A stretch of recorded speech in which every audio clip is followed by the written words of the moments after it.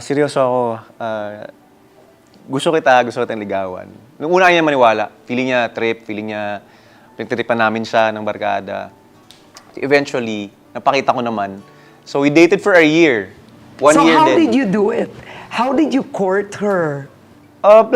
Like normal, like paglalabas kami ay parang pinapakita Iba na. ko. Iba na. Iba na. Iba na siya. Iba na siya na medyo na ano na siya, nailang na siya sa akin, gano'n na.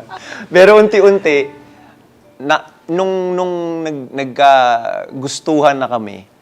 Yun na, after 1 year of dating, tsaka niya ako sinagot.